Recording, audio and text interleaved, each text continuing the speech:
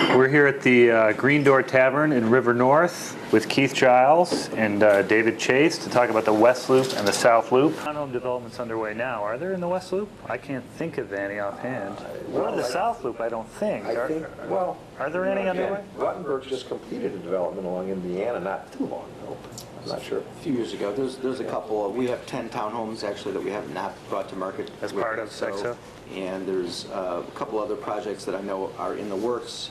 And there's, believe it or not, there's a project on Wabash and 14th Street that I think are single-family homes or townhomes. So there are just a few of them. And then there's some south of Cermak. But the economics make it pretty tough. What's interesting is in the West Loop we also have what's called a manufacturing overlay district between Randolph Street and Fulton, from Halstead going all the way out to Ashland. And in that neighborhood, smaller scale developers have taken advantage of the existing zoning and come up with a new product, which is basically live-work, where the first floor is commercial space, where they might put their business on that, and then they're living above in 2 or 3 stories. These are monster homes. They're selling for $1.5 million on Fulton, across the street from a meat packer. You know, it adds, where there's a need, the need will be filled. It might shift out of the core of the neighborhood, and now a larger single-family residents are occurring in an area that is very Soho-ish. It's still very much industrial. Meat packers across the street, forklifts running down the town, but you're also in close proximity to almost 30 art galleries and some of the top restaurants in the city. It's a very, again, not to wear out the word, but eclectic mix that is not nearly as sanitized as the intersection of Monroe and Madison, which is become mid-rise city. You know, what's kind of cool about both communities is that the opportunities for both moderate density in the West Loop, high density in the South Loop, as well as smaller scale, still exist. You go further west in the South Loop, and you can still find west and south. You can still find low density product. Is it just a matter of time until the market goes residential, or do you see the manufacturing district there, you know, lasting? I'll defer to the politicians on that, but I think that inevitably developers find ways to create a higher and better use given existing zoning, and there's no question that over time the food purveyors are going to get pushed out. Everyone talks about how interesting that mix is and how urban and how unique, but it also creates a lot of tensions. I mean, poultry processing doesn't smell good.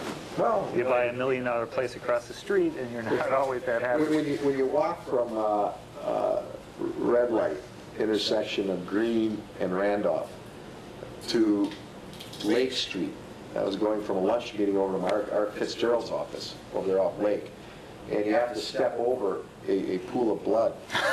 You know, it's an interesting... From an animal, we'll point that out. From an animal. Right, okay. It's an interesting experience. But not a developer. Those bloodletting's yet to occur.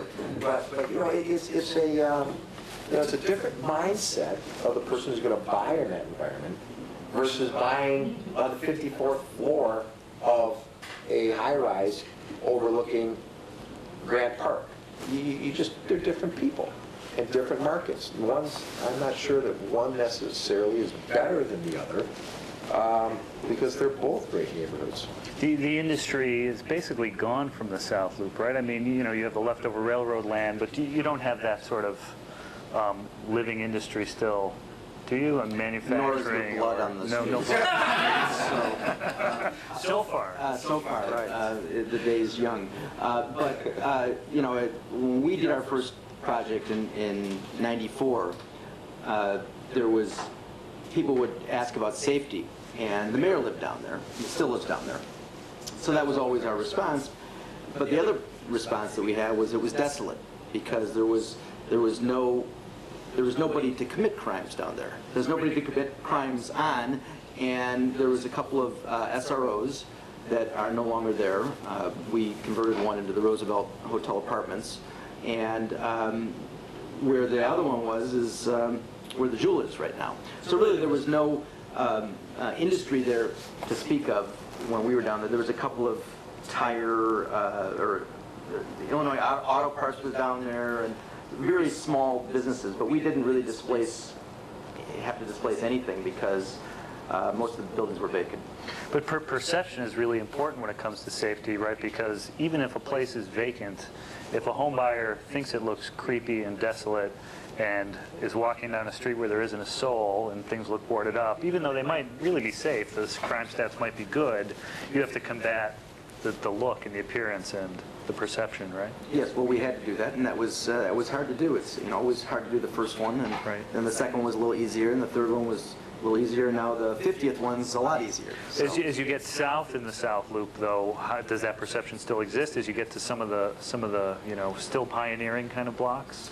Yeah, I think the perception does exist, and there are housing projects down there that are south of Cermak on State Street that remain unrehabbed. So there's that issue there as you get kind of further south on the west side there. But there's a large project that was would rehab the circular buildings that were heard from Goldberg, actually CHA buildings that have been rehabbed on Archer and Clark Street that have been rehabbed and renovated. But again, yeah, that's always an issue. Safety is maybe the biggest issue when you look at real estate, I think. And but those projects that come to market there are a little less expensive. The land's a little less expensive. Developer can pass those costs on, and although your market's probably a little bit more narrow, people that have that pioneering spirit are step to the plate.